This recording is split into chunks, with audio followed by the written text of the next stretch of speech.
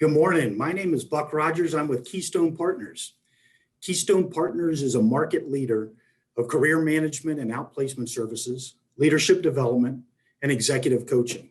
You also probably know us as the home of the Hennessy Report that you can find on our podcast on our website. But Keystone Partners has been hosting HR forums for well over a decade. And through the pandemic, we pulled those all online.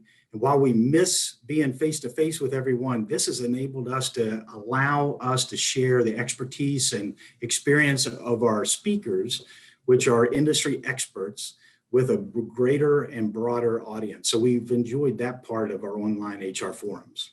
So on behalf of Keystone Partners and our esteemed guests that you'll meet here shortly, I want to welcome you to Keystone Partners HR Forum. Today's topic is retirement planning as a corporate strategy, stories from the front line. And before I get to introducing our guests, I'd like to share some sort of housemaking rules or rules of engagement. Today's session is 60 minutes long, so it's going to go pretty quickly. And what I'd like to do, because each one of our panelists has specific experience and expertise in this topic, I'm going to have them each share their perspective of where they're entering on this discussion and then their experiences for the greater audience. Then after that, we're going to open it up to questions. And some of you have already provided some questions as you registered online. I have those and we'll start with those. But if you have questions, if you put your cursor at the bottom of the Zoom window, you'll see a Q&A prompt. Select that and a dialog box will open, and please just add your questions there.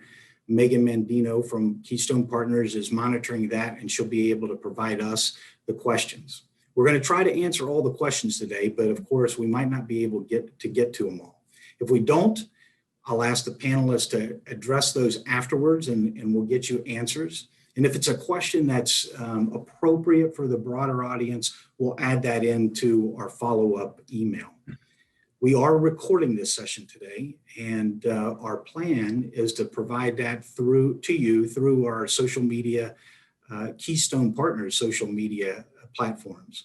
We're also going to follow up, most likely by the end of the week, with an email to all the people that have registered, and we'll provide links to the video and some resources that the panelists think are important for you as you study and investigate this topic.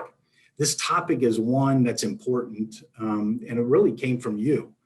Our contacts, our network, and our clients have asked for us to bring this to the table in an HR forum so that, as we all know, retirement is near and dear to all of us, especially as we get older in life. But as HR professionals, we need to be equipped to better serve our companies and the people in our companies. So that's why we are doing this today. So let's get to it. I'd like to introduce our panel. We have three professionals today that I'm excited to have on the panel today, and I'm honored to share with. First, joining us is Marilyn Hausammann. Marilyn is the Vice President of Human Resources for Harvard University. And prior to Harvard, she was the Director of Global Human Resources for the Boston Consulting Group and Senior Vice President of Human Resources and Communications for the Thomson Financial, now Thomson Reuters. Marilyn's HR career spans over 35 years in HR roles across financial services, technology, and information sectors. Marilyn's a former board member of NERA, which is Northeast Human Resources Association, the New England's premier HR association. And she holds an MBA from Northeastern University and an AB from Emmanuel College. Marilyn, thanks for joining us today. Thank you, Buck. Joining us also is Brian Miles. Brian is the Vice President of Human Resources of Tampa International Airport. He oversees human resources, risk management, and records information.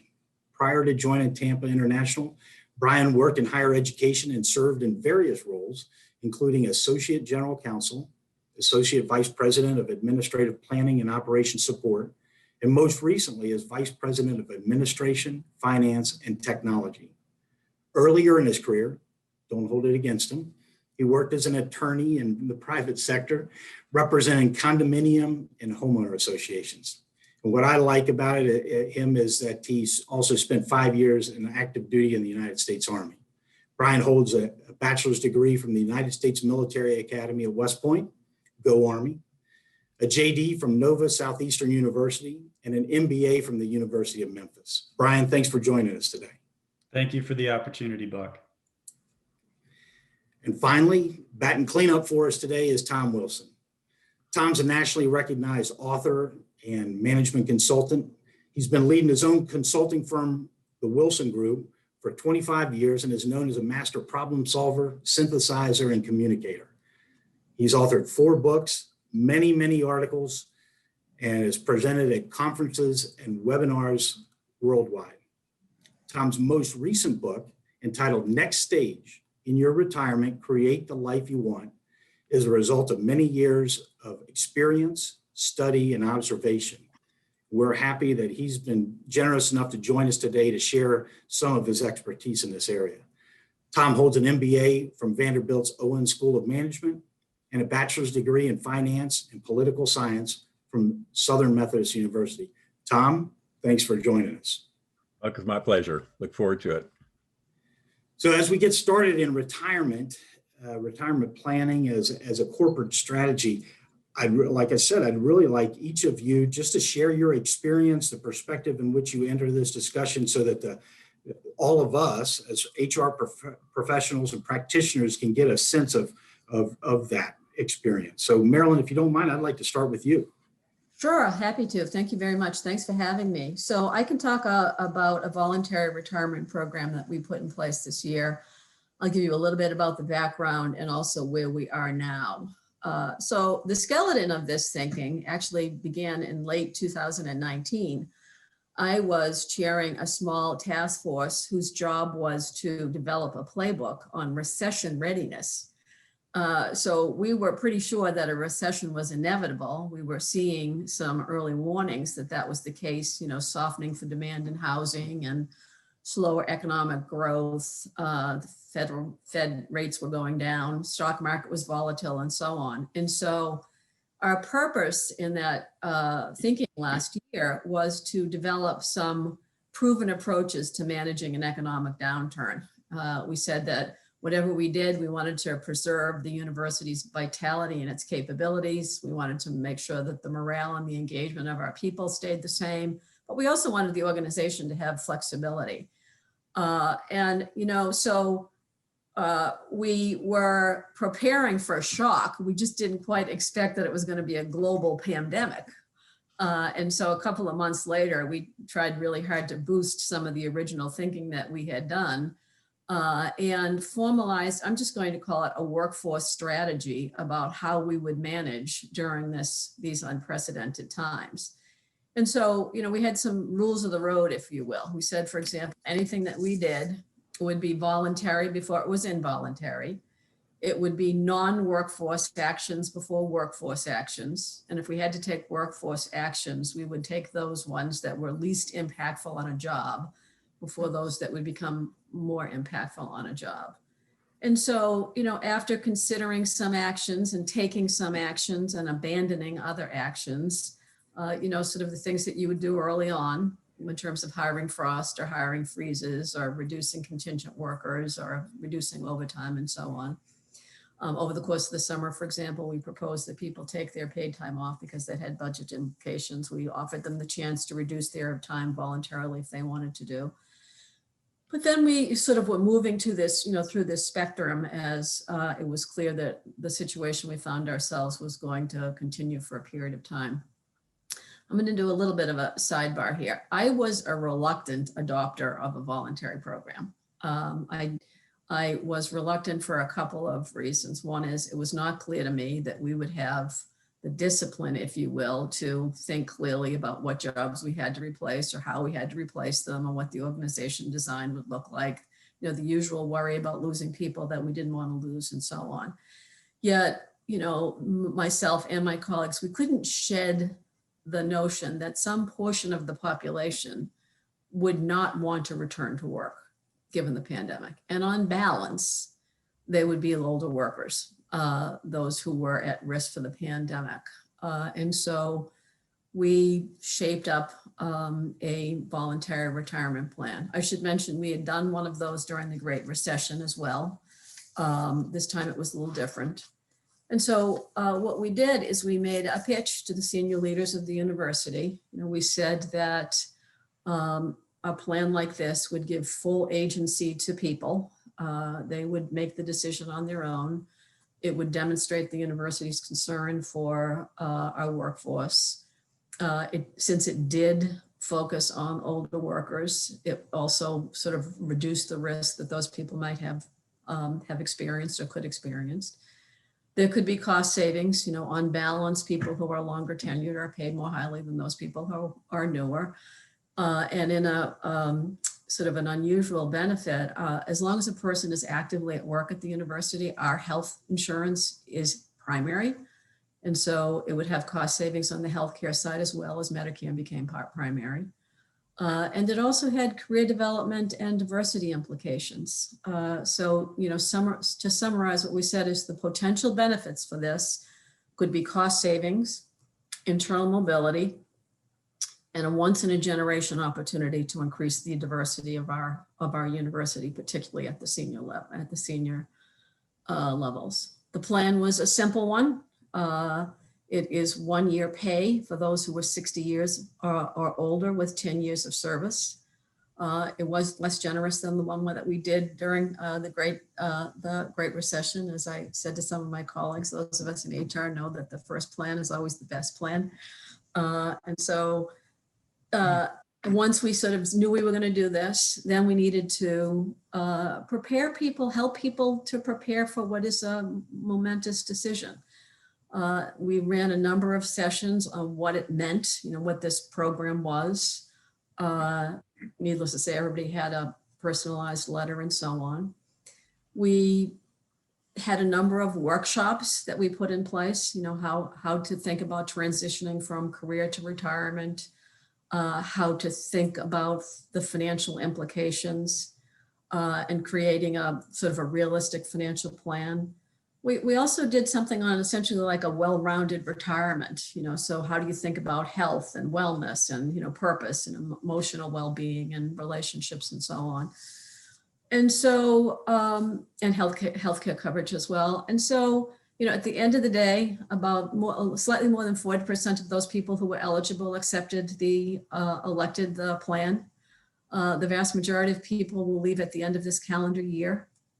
I would say two more things. One is to ameliorate the worry about the brain drain, if you will. We did have a small group that worked on knowledge transfer with the notion of maintaining business continuity and also managing the loss of knowledge, and also to support succession. And so we said that people's going was a shared responsibility between themselves, their manager, and their local human resources person. For key jobs, we encourage people to complete, I'm just going to call it a template for lack of a better word, that after some thought starter questions, say such things as, what are you known for? What are the things that only you can do? Are there responsibilities that would be done differently? And for the most senior levels of the organization, we're actually also recommending an oral history so that we can capture the knowledge and the responsibilities and identify any gaps and mitigate those before some of the senior folks leave. And then the last thing that I would say is we are now, have been for some time, providing the Central Administration of Human Resources is providing to our famously decentralized organization support to think about things like organizational design. Does this job really need to be replaced? How does it need to be replaced? And I would say that people are quite cautious as they think about replacing these people. In fact, there is no hurry to place the vast majority of people. People will look for the spring, which tells me that we actually did have the discipline to think about what the organization should look like, what jobs need to be filled. And importantly, the number one request for central support is for diversity sourcing. Again, one of the second objectives of our plan. And that, my friends, is the summary of what we've done this year. And that's fantastic. Thanks, Marilyn. You're welcome. Obviously, very comprehensive and thoughtful as you went in and executed through that. So thank you. Thank you. Brian, can you share your perspective? Sure. And I will start by saying that a lot of the aspects of Maryland's programs, a lot of the considerations that Harvard University made, we made at Tampa International Airport. I came into the role, just by way of background, in February 2020. So about a month before we went into pandemic mode and we were significantly impacted. I think for most of you know that the airline industry has had significant negative impact as a result of the pandemic. But I will also say that TPA, Tampa International Airport, was very fortunate in that we were in a strong financial position going into this pandemic. So I started from that standpoint, a strong financial position. And about 2 months on the job, I was asked by our chief executive officer to come up with a voluntary separation incentive program. And this was not only for individuals who may be close to retirement age, but at some point in our decision making, we decided to make this program available to all employees. Regardless of their position, regardless of their tenure with the Aviation Authority, we felt that offering it to all employees would send a strong message that we weren't trying to identify any particular position or person to sign up for the program. And I think we potentially avoided some discrimination claims in making the program available to all employees. So we started planning for this program in April. We did some benchmarking against public agencies, businesses, and other airports. And we found that there were very few programs, at least in our area and among airports, where this sort of benefit of voluntary separation incentive was being offered to all employees. So we had to draw some assumptions pretty quickly on what our program might look like, who might participate, and what type of benefits we might offer. And I think we went into the program thinking maybe 10% of our 650 employees might participate. The eventual turnout in our program was closer to 4 or 5%, and we were okay with that. And similar to what Marilyn did with her program, we identified early on the value propositions.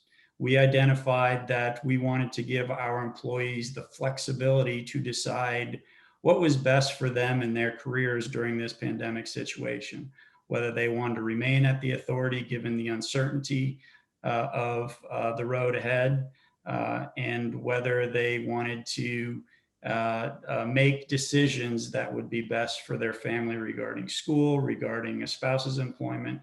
So we wanted to put the flexibility in decision-making squarely within the employee's purview.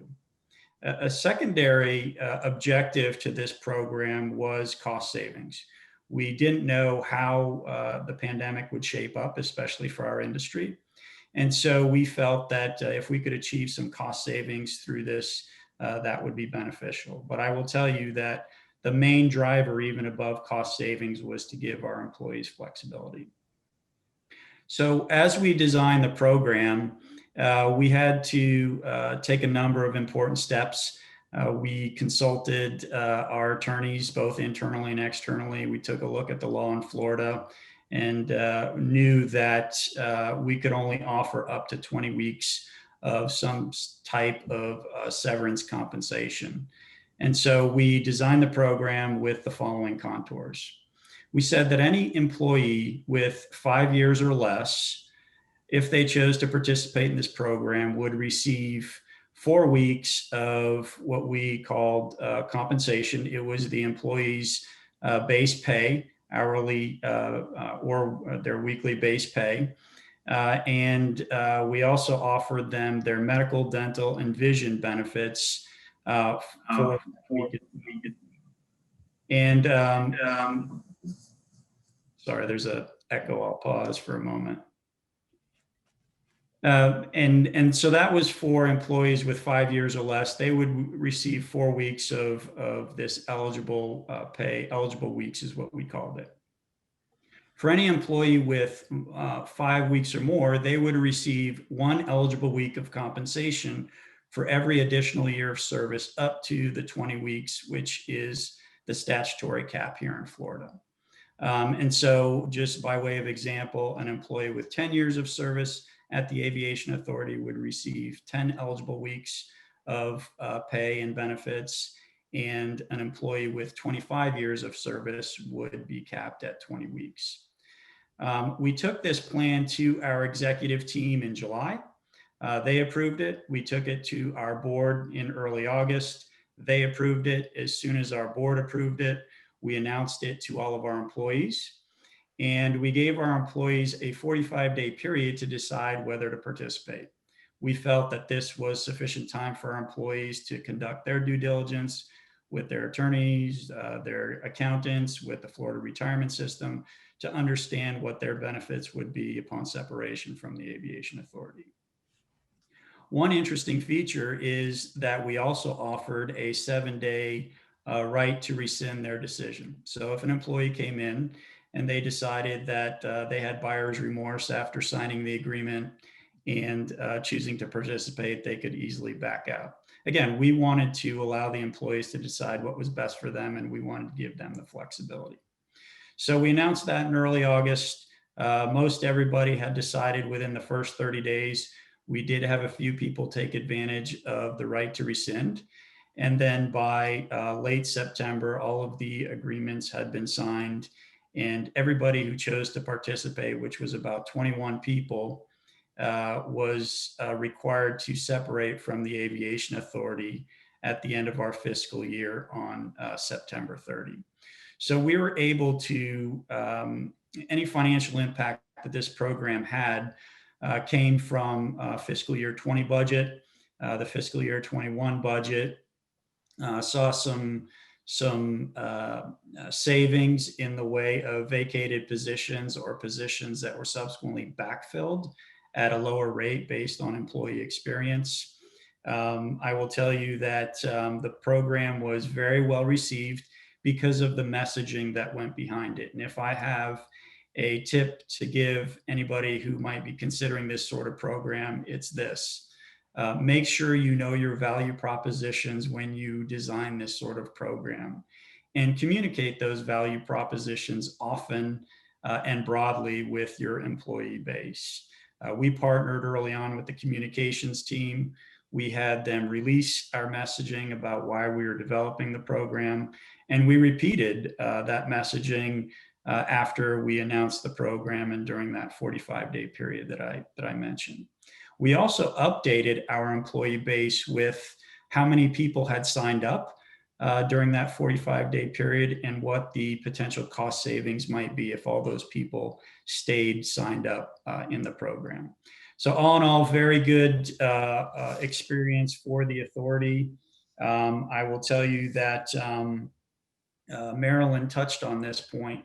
It's very important to understand what succession planning may be in place as you enter into this program, because if you choose to do this sort of voluntary separation and you have a critical member of your team decide to leave on very short notice, you could be you could be poorly positioned to carry on with those particular duties. So to the extent possible, I'd recommend understand your succession planning efforts, any gaps that might exist, and if you can make some headway with transfer of knowledge during that 45-day period or whatever period you choose, do as best you can before those key members depart your organization. So that in a nutshell is what we did at Tampa International Airport. And I would just leave you with the thought that these programs can be very well received and they can be very beneficial for employees who choose to separate, whether for retirement or other reasons. Great. Thanks, Brian. I appreciate that. It's very similar and very recent, which is pretty interesting. Tom, you come to us having written a book about the topic, and the book, as I was reading through it, really focused on the individual as well. So that equips HR professionals Right, from that marketing. perspective as well. And we'll get the commercial in. But Tom, can you introduce yourself and your perspective too? Sure. Thank you, Buck. And, I've really enjoyed hearing these stories because there are some similarities, and I think it's important for us to understand a bit of the process that's here.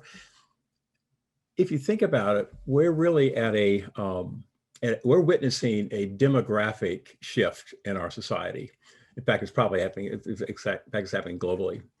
It's sort of like climate change in the sense you really don't see it until all of a sudden there are major fires, there's flooding, there's a lot of hurricanes and special things. The pandemic is sort of like one of those big storms that has ravaged in some ways our country, but there's a bigger issue here around a demographic shift. So I'd like to share a couple of data points with you and then share with you what I've learned in my experiences with working with companies, the processes I went through, and you'll see very similar things to what we're witnessed in a minute, last few minutes. There are 55 million people between the ages of 55 and 75 in the United States. There are 10,000 people per day turning 65. 10,000 people a day are turning 65. And this will go on for another 18 years. There's another study that said about 5,900 people per day are choosing to retire. Now, people are losing jobs for different reasons, but as I said, about 6,000 of that 10,000 are choosing to retire. Pew Research did a fascinating study looking at when people are intending to retire. And what they found was that 54% of the sample database were not intending to retire, we're intending to retire after the age of 65. And about 15% were undefined exactly when that was going to be. And then another study done by the AARP showed that what people want when they retire is a ramp. They don't want to like walk in one day and if somebody walks in one day and says that they're leaving for retirement, they have been thinking about this for a lot longer than that morning. So people are looking for a ramp, if you will, as they think about it. But most organizations are set up, if you will, for somebody who makes an announcement that they want to leave, and they want it to be done sort of quietly and quickly, and they move on, if you will. So what I'll share with you is that we're dealing with this interesting sort of dilemma about what people are wanting, and they think about their moving toward retirement, and how organizations could respond. And what was fascinating in terms of our two case studies is that they really show some of the caring that organization can have about dealing with people at this level and the impact that that has on their culture and on people who remain. What's the conundrum, if you will, that evolves as organizations are facing these kinds of issues is one of two things. So one is called a talent gridlock. So imagine people who are in their late 60s, early 70s, showing no sign of wanting to leave. The problem is not with those folks, perhaps, it's the people who are in their 50s who are looking for that top job. What they're seeing is a Ragna pipeline. They want to move up into their own careers. If they can't see it in their own organization because of people in their late 60s and 70s are choosing not to leave, then they may look someplace else. The alternatively is that when somebody walks into your office one day and says, I'm ready to retire and I'll give you a 2-week notice, and both of them talked about this issue of brain drain is another dilemma issue. So what we want to do is get ahead of both of those kinds of issues. And what I've seen organizations follow a fairly interesting process, and you've seen it in those two examples. First of all, there's a need for doing basically a workforce demographic analysis. You could be your whole company, it could be a certain segment, it could be whatever, but look at the age, length of service, turnover rates, et cetera, promotion rates. Are there people ready to assume those jobs? Do sort of an analytical analysis, if you will, or an analytical study of what the demographics are. Because what you want to look at now is what are the issues that you're maybe facing, and to what extent is the business at risk. So from that analysis, you begin to focus your initiatives on the things where you need to make the most change. For example, you may find that, in fact, your average age is 28 and nobody's leaving, so no big deal. You can move on. or you may be facing this brain drain or this talent gridlock situation. The second part is in, and I think both of them defined it very well. Is what are your requirements? What are your objectives? What your philosophy? What is it you're really trying to accomplish by something that dealing with the changes? Is it to prevent people from leaving, or is it to encourage people to leave? What is it you're really trying to do? In the book, when I was doing my study, I found that that the individual, as they enter this stage of life, are concerned about 5 different issues as they think about their next stage of their life, that is moving beyond work and perhaps beyond children, and now beginning to look at what is it that I want to do. Questions being, what am I going to do with my time? That gets at the sense of purpose. Am I going to have enough money? You want to look at your planning of what both from financially as well as healthcare benefits, et cetera. How are relationships going to change? A lot of people lose the community that they were part of in their workplace, and now on Tuesday afternoon, they're by themselves. How do I stay healthy? This is an issue that most people at this stage are really worried about. And finally, who am I? Like, what do you say when somebody says, so Buck, what do you do? Do you say you're retired? So the question that people deal with are around their identity and security and peace of mind. From the organization's perspective, their concern is how do we help to facilitate people to address the issues that we have? Both cases, they made it voluntary. But obviously, if the dynamics are that there's not enough change to happen, not effective in facilitation, maybe there's some things you need to ramp it up, to step it up. What we found is that people go through this analysis is understanding what the individual is, like marketing 101, understanding your customer. And then the organization began to identify programs and strategies that will deal with the issues you might be facing, whatever it might be in terms of what we talked about earlier.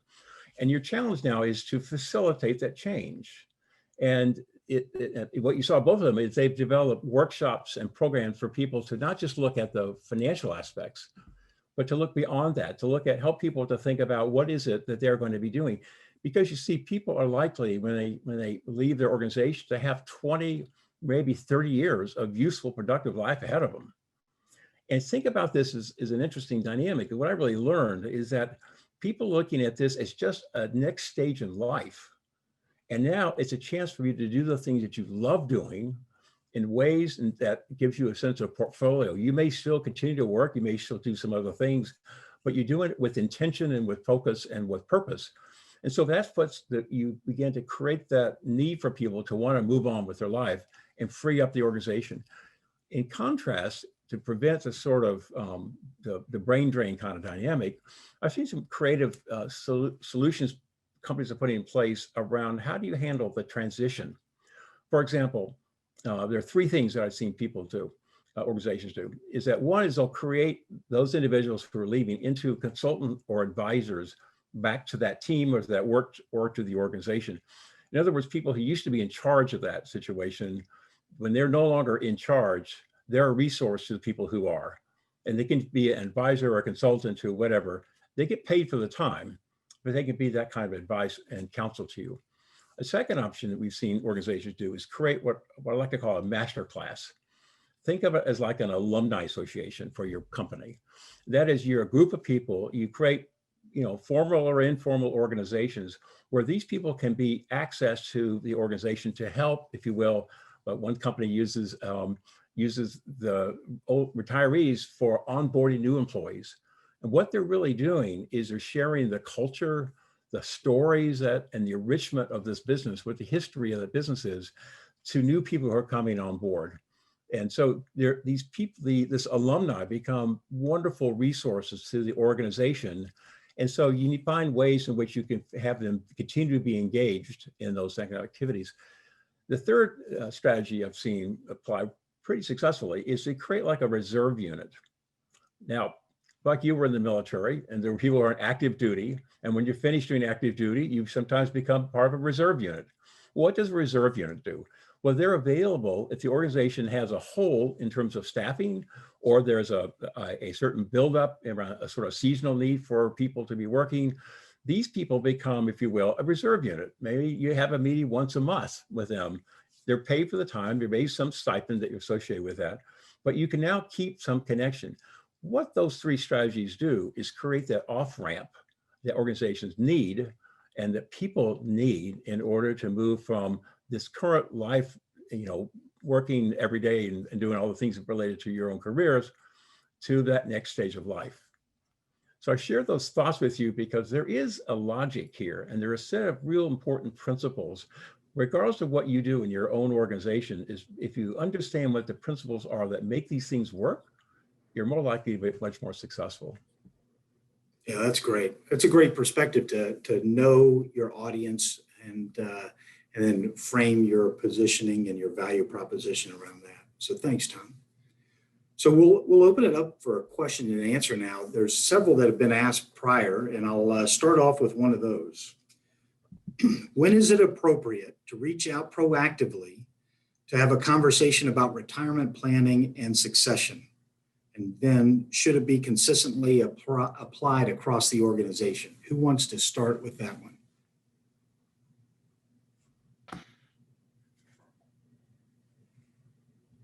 I'm happy to start. You're it. Marilyn probably has some thoughts on this as well.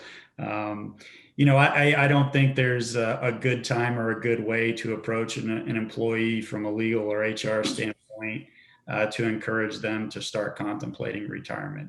I think it's on the employee to voice that desire. And I think it's incumbent on the organization to be prepared to support that employee as best as possible once that information comes forward. I would echo what Brian just said. And I would pick up on Brian's point and Tom's point.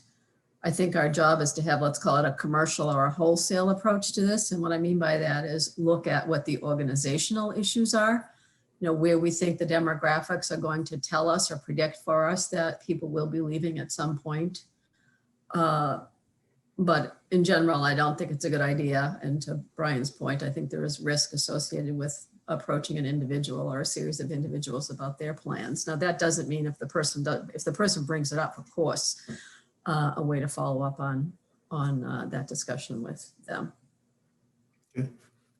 So I'll respond as well. So one of the things that I've seen in some organizations is that the concern that people have when they bring up retirement is all of a sudden they become a switch flips and they become lame duck, and people start to exclude them from events, information, decisions, etc. And there's sort of like, so people want to keep it private. So that exists in the organization. That's the problem. So the question, and I've had a number of conversations with folks who've said, if we can create conversations with people in just general informal relationships to sort of say, what are people thinking about? What are people doing? Making it safe for people to want to say, here's some things I'm thinking about over the next couple of years, next 2 or 3 years. So you get some sense of the audience, to get sense of what your customers really believe, and make it safe for people to want to share what they're thinking without having all of a sudden they are now like put into a scarlet letter, has a big R on their forehead, whatever. And it really creates, if you will, an opportunity for people to be honest. Because what you don't want to have happen is it being kept all in secret, and all of a sudden they walk in one day and they're critical people and you hadn't planned on it because they showed no signs, and all of a sudden they said, I give you my 2 weeks notice because I got a golf game at 2 o'clock. So, you want to prevent those kinds of situations. That only happens through conversations and being careful about the legal issues, but also just about creating the sort of environment where people can share what their thoughts are. Good, thank you. Had one in the Q&A section. How does one balance the need to remove talent gridlock with what, Marilyn, you said about going out to hire diverse talent? So let me be clear. So while indeed we will be hiring, we also have a number of people who have been gridlocked. And so one of the advantages of a program like ours is it does create opportunity, and it creates opportunity for internal mobility as well, not just external hiring.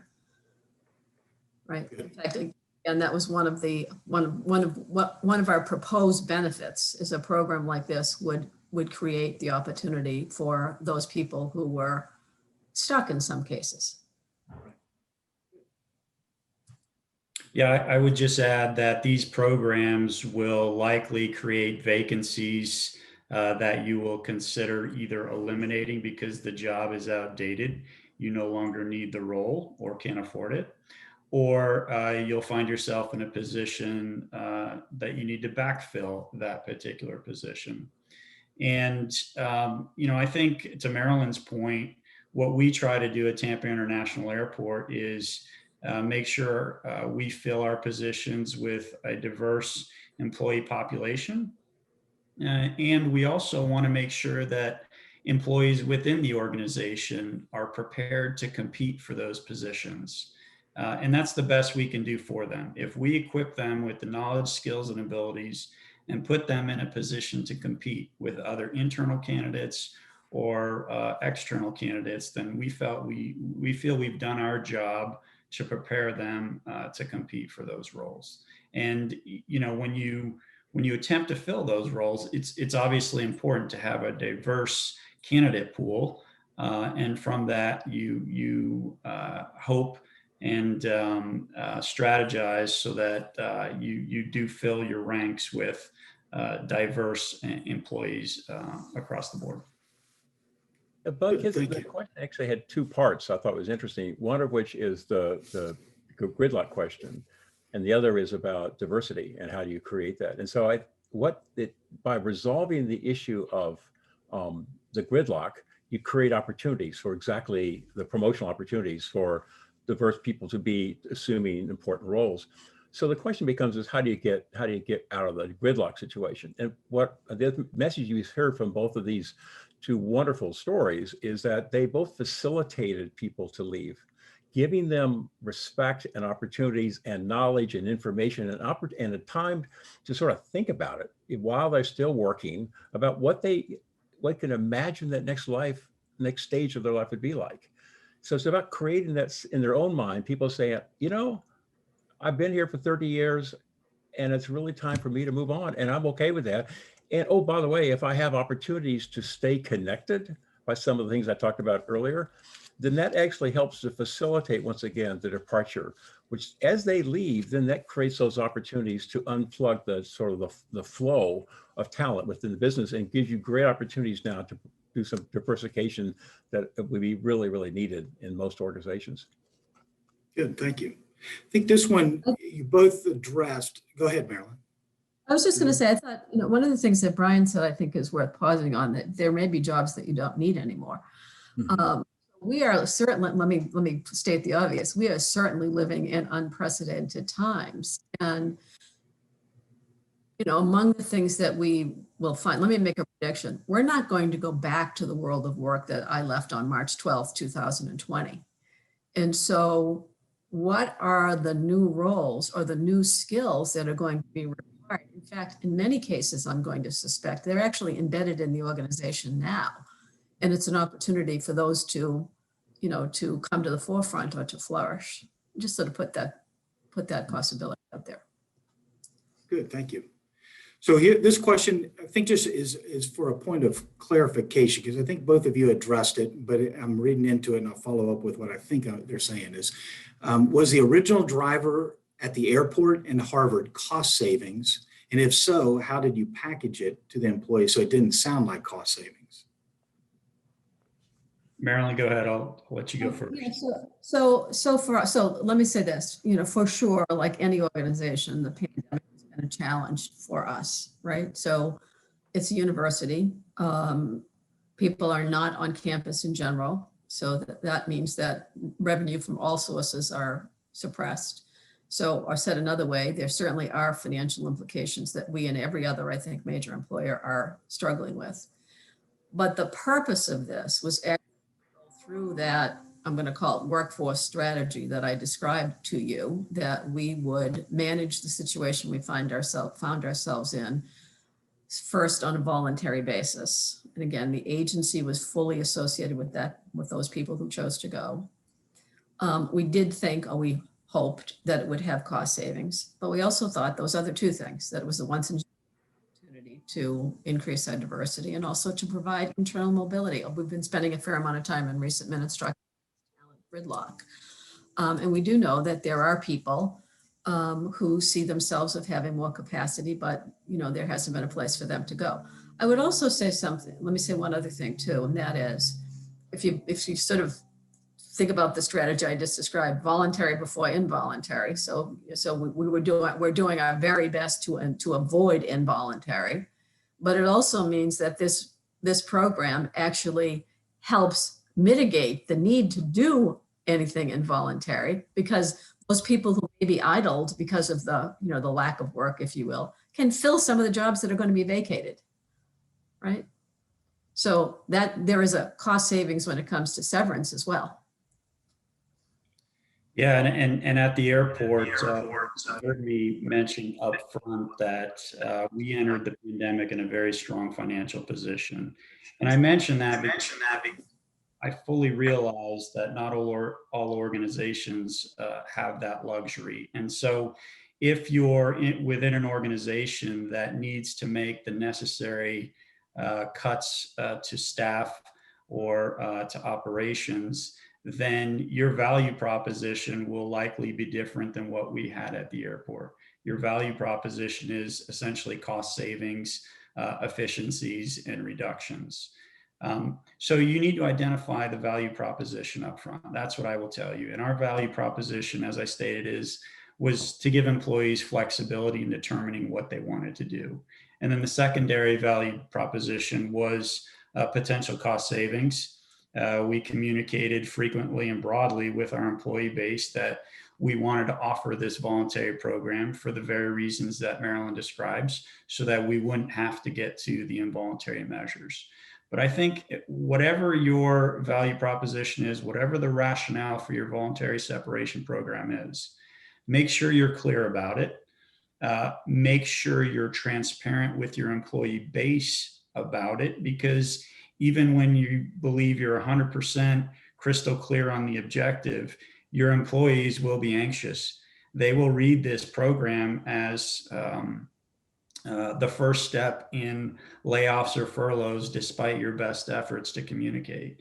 So be very clear, be transparent with them, and communicate that messaging as often as you feel you need to. Keep them apprised of how the program is developing, so they have a good understanding and they're not left with anxiety or angst about what may lie ahead. Great, thank you. Here's a question. Have any of you had challenges of somebody who has taken the program but then come back as a contractor or consultant? Has that created any issues? So in the program that I just described, we're actually saying that a person cannot come back in any capacity for at least a year. So the answer to the question is no. Okay.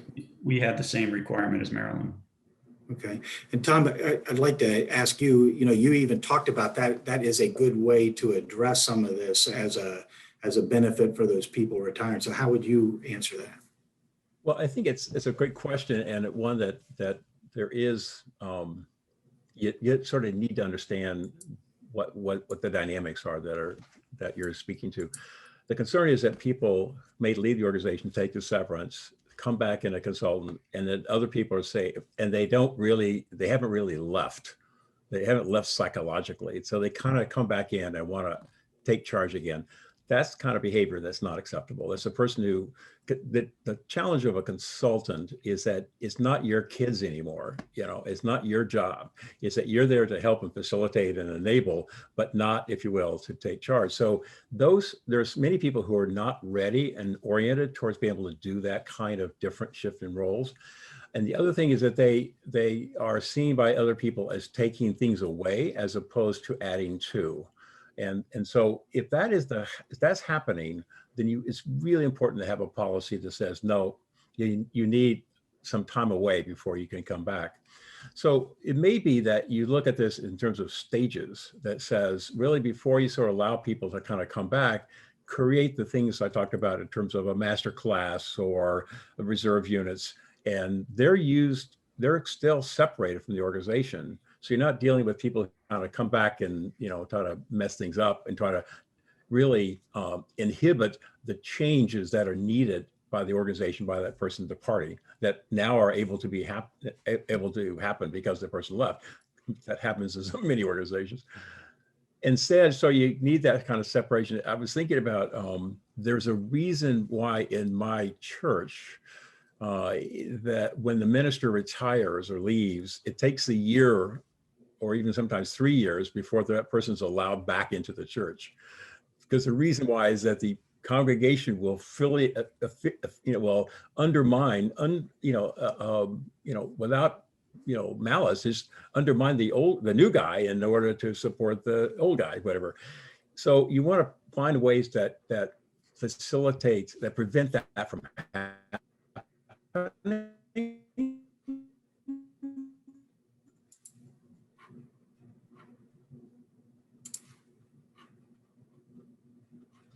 Are we there? I think we lost time. Is that Oh, there you you look for ways to encourage persons to want to really see themselves. The business now. Anyway, so I'll just kind of recap. I said, so that the challenge here is to think of this in terms of what's the likely behavior of people who are leaving. If they're going to come back and mess things up or inhibit change, then it's time to set a policy that's more in line with what you're talking about. And therefore, maybe think of some other options you can do. Because you want people now to think about that they're moving on to their next stage of their life. Good. Here's a question. At a certain age, for example, 70 plus, is it appropriate to be more forceful about setting a retirement date for an individual? How does age discrimination come into play? And how do you suggest avoid legal pitfalls associated with age discrimination? Marilyn? So I'm not a lawyer. I would harken back to the same thing that Brian and I said earlier today. If you're not talking about performance, I would certainly encourage you to have a conversation with your counsel before approaching an individual at a certain age about his or her plans. Brian, do you have anything to add? No, I'll just reiterate what has already been said. I won't belabor the point, but there are certainly legal, that area is fraught with legal risk if you approach it. So to Marilyn's point, consult legal counsel before you think about having that sort of conversation. I believe it's on the employee to come forward with that information. Yeah, good. And then just to summarize, I know some of you mentioned some of these things, but if you could just provide an overview of what resources did you provide for retirement planning to help and help enrolling in Medicare? What resources did you provide people? So as I mentioned, we did a number, do a number of programs to help people think about retirement, even independently of this program. So we not only work with our own total rewards benefits people, but also bring in our healthcare provider, Blue Cross Blue Shield of Massachusetts. We have, Harvard does offer post-retiree health, so we do cover our own benefit that we provide. We bring in somebody from the Social Security Administration to talk about Medicare, in complementing, if you will, with our own benefits expertise. We bring in our retirement vendor to help us think through some of the financial implications and so on. The other thing that we do that is kind of interesting and fun is we have panels of recently retired people who speak to folks who are contemplating retirement and talk a little bit about, to Tom's point, what the experience is, the kinds of things that they are enjoying, some of the things they wish they had known, and so on. So do our very best to help people think about all of the implications of retirement. In many cases, we record these so that people have access to the programs at any time, any place. We also do individual counseling sessions. We do multilingual sessions and so on to try to help people think through this, sort of big milestone in their careers. We do a number of the same things. So far, we haven't had many sessions, informational sessions about Medicare alone. We typically refer out those questions, but as far as other experts or consultants with employee benefits or retiree benefits that we might offer, we bring those people to our employees to give them the best information. Good. Thank you. Only to add to that, I think and Marilyn tapped into it, is I see it, I'll call it best practices. It really is that you're treating this thing as a holistic problem, not just a money problem. It's not just a money in healthcare. It's also helping people to think about what they're going to do, and how they're going to, and what kind of a community can they create, and who are they, and how do they talk about themselves.